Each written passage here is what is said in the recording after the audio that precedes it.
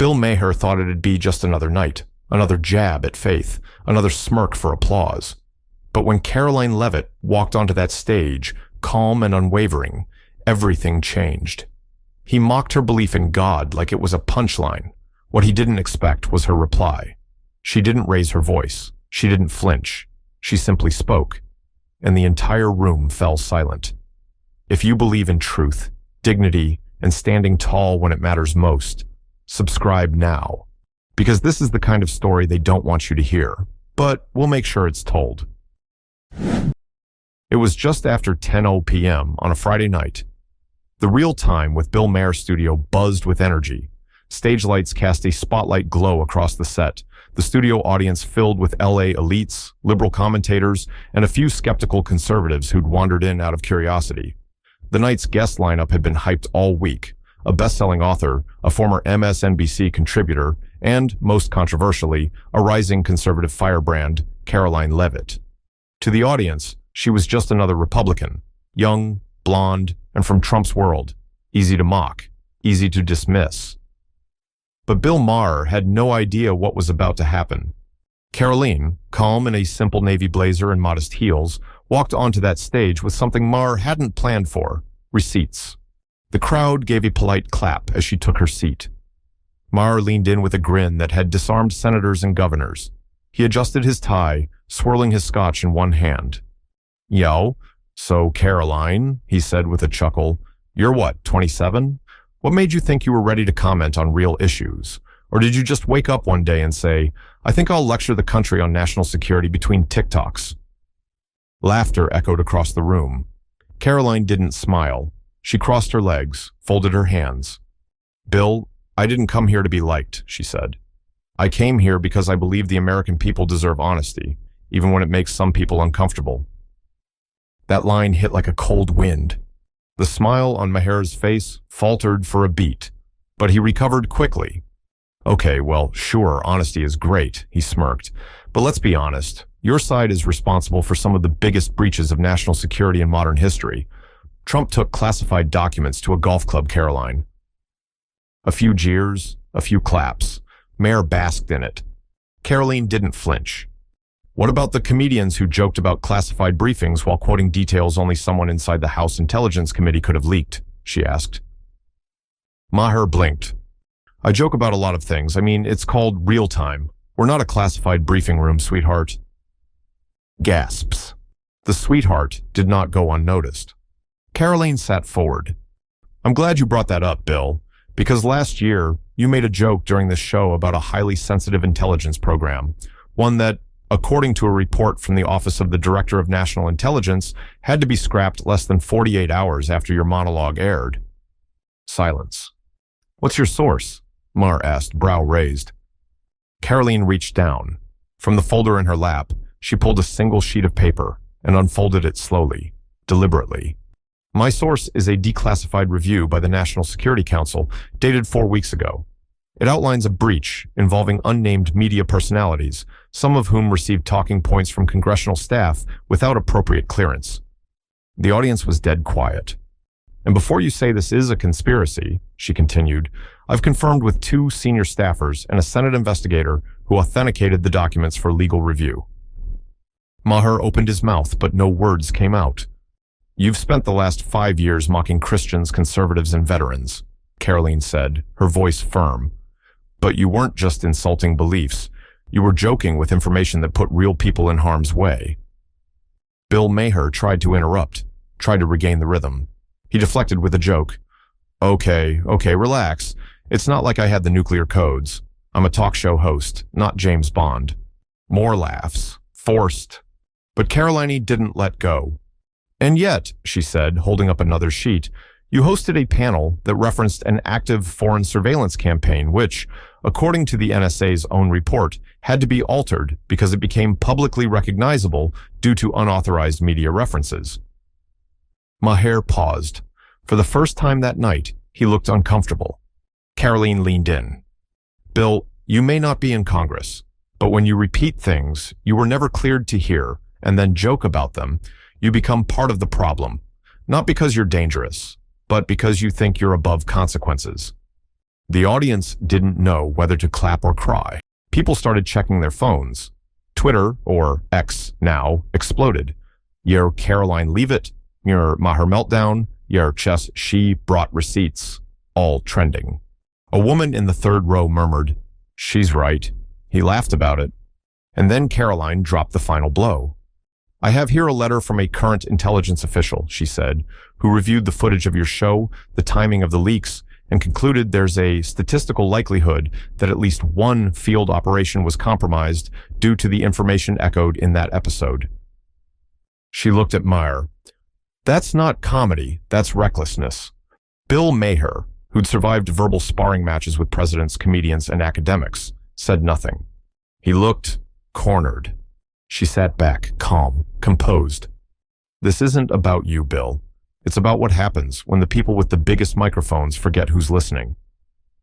And with that, the segment cut to commercial. But the damage was done. As the screen cut to black and the commercial jingle faded in, the audience in Bill Maher's studio remained shell-shocked. No one moved, not the stagehands, not the producers, not even Bill himself. But across America, things were moving, fast. Clips of Karoline's calm takedown hit social media within minutes, and not just from conservative influencers. Independent journalists, former intelligence officials, and even moderates who tuned in out of curiosity began asking the same question: what exactly did Bill Maher just get exposed for?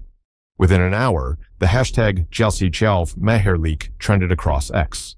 In the living rooms of older Americans, many of whom had stopped watching late-night shows years ago, eyes were fixed to their TVs for a different reason. Some watched with a quiet smirk, others with tears of vindication. For too long, they'd been the butt of the joke, not anymore. The next morning, Fox and Friends led with the headline, "Karoline Leavitt silences Maher with proof of national security breach." CNN cautiously reported, "Leavitt confronts Maher on intelligence claims, White House declines to comment."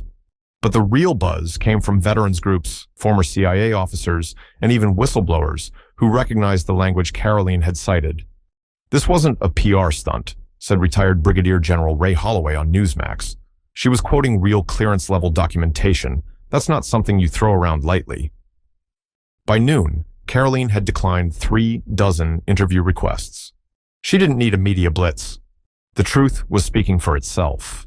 Meanwhile, inside the HBO offices, damage control began. Bill Maher, still reeling from the live confrontation, opened the day with an emergency meeting. His showrunners huddled in glass conference rooms, whispering words like legal exposure, unauthorized sources, and internal memo leaks.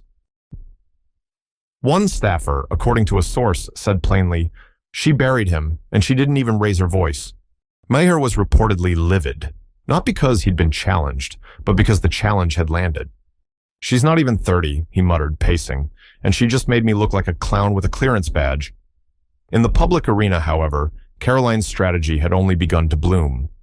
That evening, she released a brief 45-second statement recorded from a quiet room, not a studio. "I didn't go on that show to be combative," she said softly. "But when someone uses their platform to mock serious issues, to belittle the people who serve this country, and to profit off of leaked intel while calling others dangerous, then yes, I'll speak up. Not because I want to win an argument, but because I owe it to the people who don't get the chance to." She paused. "This isn't about me. It's about accountability. And if anyone else in the media wants to have that conversation, I'm ready." The video garnered 2.8 million views in the first hour. Emails flooded congressional inboxes. Older viewers, many of whom had never written a letter to a politician before, began writing their representatives, not to rant, not to rage, but to say, "We saw, we know, and we're watching." In a small town in Indiana, a church held a prayer for the young woman who spoke truth on TV. In North Carolina, a veterans hall set up a framed photo of Karoline beside the American flag with a handwritten note. "She stood up for us." Even critics couldn't ignore the power of what had happened. "She didn't play the victim," said one MSNBC commentator. "She played the adult in the room." And Bill Maher, he tried to strike back. His next episode opened with a forced monologue attempting to spin the confrontation. "Look," he joked, "I didn't leak anything. But apparently, it's now considered treason to tell the truth on cable TV." The laugh track didn't hide the awkward silence in the room. But Karoline didn't respond. She didn't need to. Because by then, a growing segment of the country had stopped laughing and started listening. By Monday morning, what started as a sharp exchange on a comedy show had turned into a national reckoning. The phones at Capitol Hill were ringing off the hook. Congressional aides struggled to keep up with the volume of calls. Emails from veterans, retired federal workers, and elderly constituents poured in, many with the same subject line: "Thank you for letting her speak." In nursing homes across Florida, TVs flickered with news clips of Karoline's composed confrontation. In diners throughout Pennsylvania, groups of older men who had long felt silenced now nodded along in approval, their coffee cups clinking in unison. "I didn't even know who she was last week," one Vietnam vet in Scranton told a local paper. "But now, I want her in Congress." In sharp contrast, Bill Maher was facing internal backlash. HBO executives had scheduled a closed-door meeting with legal counsel. The issue wasn't just political anymore, it was reputational. One network insider leaked that HBO was assessing the security risk of past editorial decisions. And yet Maher doubled down on social media. He posted a black and white photo of himself in a contemplative pose with a caption, "Truth doesn't care about your outrage." It backfired. Within minutes, "Arrogance is not truth" started trending. Karoline's supporters began stitching side-by-side clips, her quietly referencing intelligence documents, his sarcastic smirk, her clear voice, his dismissive tone. And the contrast was cutting through even mainstream bias. Meanwhile, Karoline continued with grace. She accepted an invitation to speak at a veterans gathering in West Texas, not for publicity, but for connection. In a modest hall lined with framed flags and war medals, she stood without a microphone and spoke directly from the heart. "What happened last week wasn't about left or right," she said. "It was about someone deciding that certain voices weren't worthy of respect. And I believe that if we want a country worth defending, we start by respecting the people who built it." The crowd, mostly older, mostly quiet, stood to their feet. Some clapped, some saluted, some wiped tears. Brenda Jones, a Gold Star widow from Lubbock, hugged Karoline afterward. "My husband died overseas, and Bill Maher once joked that soldiers are too dumb to find college," she whispered. "Thank you for not laughing." Karoline didn't say anything. She just nodded and held her hand. As the media storm continued, something rare happened: bipartisan respect. A former Obama advisor tweeted, "I don't agree with Karoline Leavitt on policy, but you can't deny her composure and command. She walked into the lion's den and left with the crowd." Even Jon Stewart, another late-night giant, hinted his colleague had overstepped.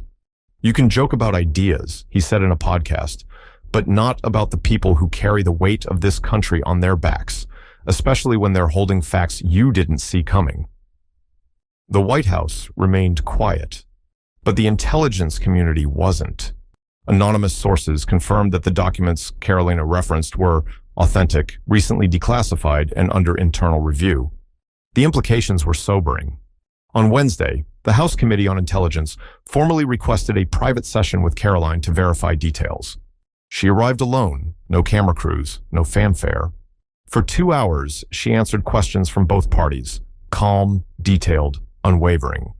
When the session ended, the chairman, a senior Democrat, shook her hand and said, "That's the most professional briefing I've received from anyone outside this building."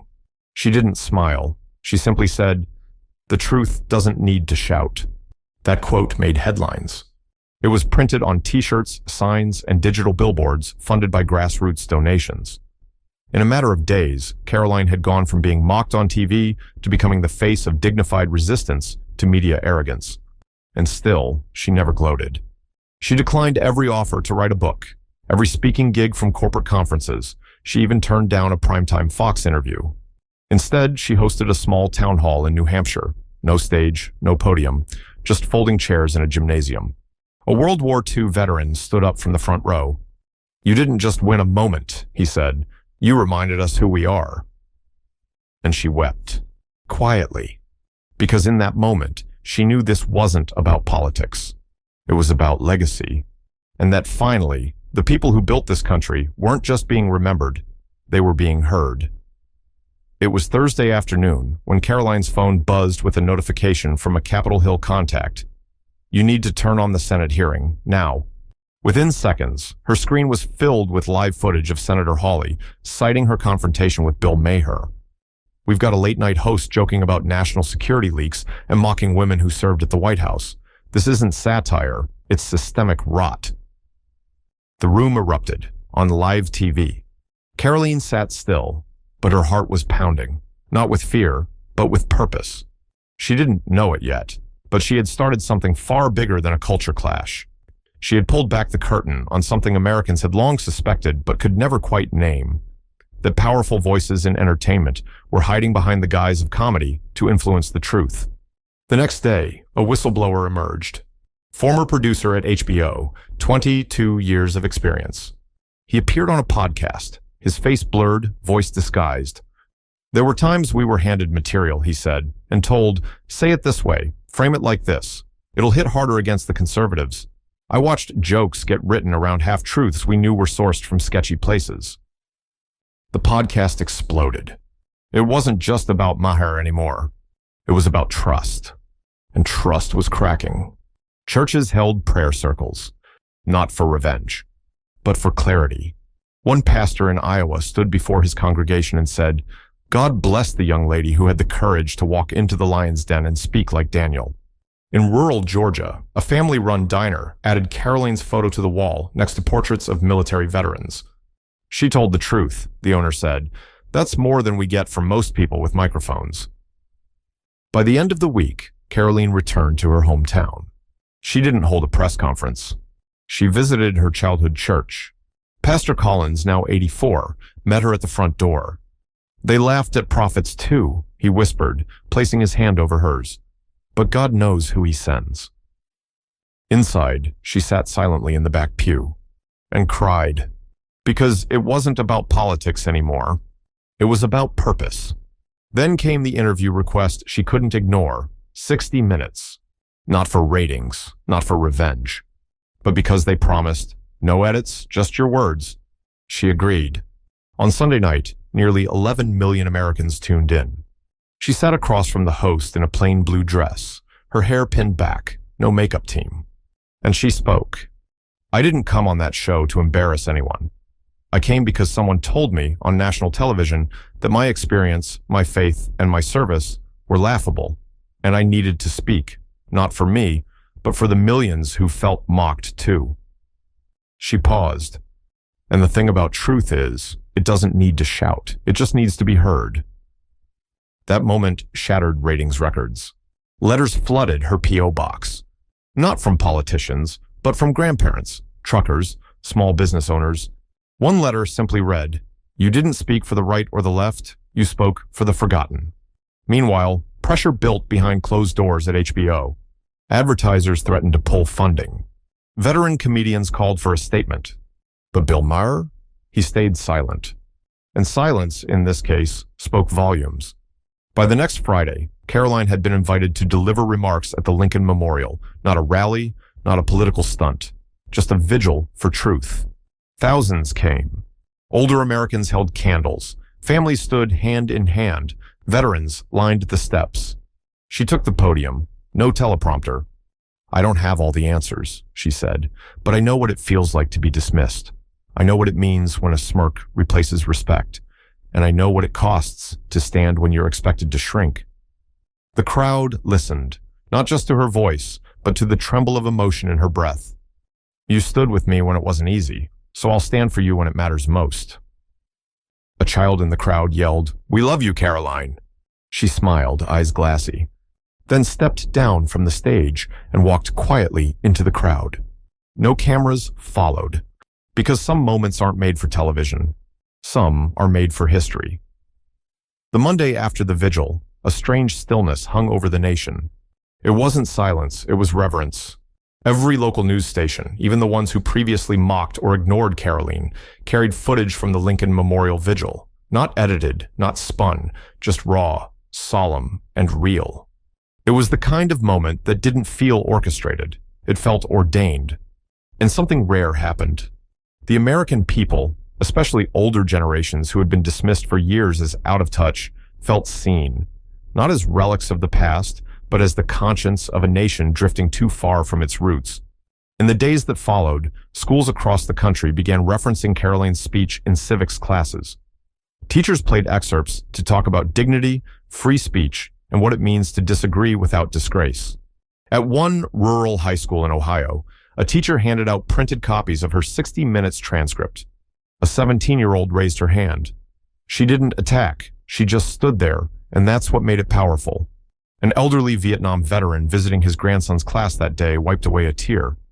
"Exactly," he whispered. Karoline, meanwhile, avoided every offer for political endorsement. She received a handwritten letter from a former U.S. president, complimenting her grace under fire. She didn't frame it. She folded it in her journal and kept walking. Because her mission wasn't to be admired. It was to remind a nation that humility is not weakness, that quiet resolve is louder than arrogance, that truth doesn't need a party. It needs a home. And truth was finding its home again. Churches began teaching the Karoline principle, standing when you're mocked, speaking when you're dismissed, forgiving even when they never say sorry. A retired chaplain from Minnesota called it the modern Esther moment. She walked into a room not to be crowned, he said, but to reveal what others didn't want revealed. As for Bill Maher, he issued a quiet statement 3 weeks later. It was not an apology. It was a deflection. In a free society, satire must remain protected, even when it steps on toes, the statement read. Karoline didn't respond, but America did. And for once, the mocker wasn't the one with the microphone. 6 months later, a congressional oversight committee quietly passed new rules regarding the dissemination of intelligence materials to media outlets. The guidelines were nicknamed the Leavitt Clause. No fanfare, no press release, just a single line of legislative language. If information is distributed to non-cleared individuals for narrative purposes, it shall be subject to full review and classification risk assessment. It was technical, but it mattered. And behind it was one woman who refused to laugh off the truth. On the 1-year anniversary of the Maher exchange, Karoline visited her brother's grave. She brought flowers, a pocket-sized constitution, and one note. Still standing, still listening, still yours. She didn't post a photo. But that night, a family in South Carolina left a candle on their porch. A woman in Nebraska baked a pie and gave it to her neighbor with a sticky note. For all the Karolines out there. And a grandfather in Florida knelt by his bedside for the first time in years, not to pray for himself, but to say thank you. Because in a world grown noisy with opinion, one voice had spoken with clarity. And when she stood before a man known for his sarcasm and smirks, she didn't play his game. She changed the rules. Not every revolution comes with fire. Some come in the form of a quiet woman with a folder in her lap and courage in her spine. Karoline Leavitt didn't storm into Hollywood with a banner. She walked in with the truth. And when she left, something in the American heart had changed. Older Americans, often dismissed as out of touch, became mentors again. Faith was no longer mocked. It was respected. And people began to wonder, what else have we laughed at that we should have listened to? So if you're still with us, if this story stirred something in you, subscribe now. Not because you agree with everything, but because you believe that sometimes the smallest voice in the room is the one that holds the most truth. Thank you for standing with Karoline. Thank you for remembering what matters. And thank you for helping the world see. Sometimes the real power in the room is the one that never had to shout.